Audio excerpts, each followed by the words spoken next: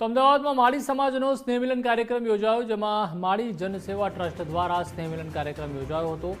One અને પર્યાવરણ મંત્રી પ્રવીણભાઈ માળીએ નિવેદન આપતા કહ્યું છે કે હવે વાણી વ્યવહારમાં પરિવર્તન લાવવું પડશે। આપણે આપણી માતૃભાષા ના ભૂલવી જોઈએ, આપણે આપણી ઓળખ ના ભૂલવી જોઈએ, ધંધામાં એક પણ રૂપિયો અનીતિનો ન આવવો જોઈએ। આ ડિજિટલ યુગમાં સાવચેતી રાખવી જરૂરી છે।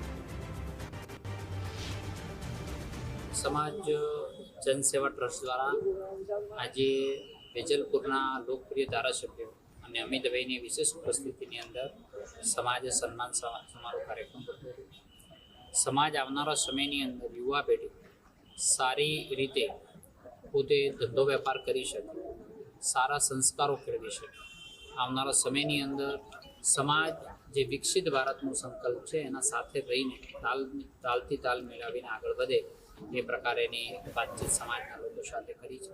સમાજે ખૂબ ઉત્સાહભેર વાતને વધાવી પણ છે અને સમાજના ખૂબ લોકોનો સાથ સહકાર, ઉત્સાહ ઉમંગ, તમામ સમાજના જે જ્ઞાતિગત વાડાઓ હોય છે તે છોડીને માત્ર સમાજ શૈક્ષણિક રીતે કેવી રીતે આગળ વધે, સામાજિક રીતે કેવી રીતે આગળ વધે, આર્થિક રીતે કેવી રીતે આગળ વધે તે બાબતની વાતચીત કરી છે।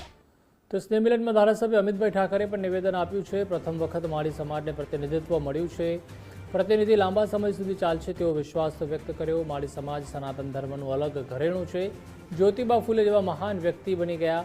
150 વર્ષ પહેલાં માળી સમાજે શિક્ષણમાં બદલાવ લાવ્યો હતો। માળી સમાજે હંમેશા ભાજપને મજબૂત કરવાનો પ્રયાસ કર્યો છે તેવું અમિતભાઈએ જણાવ્યું। માળી સમાજ એ આપણા સનાતન સમાજનું એક અલગ ઘરેણું છે।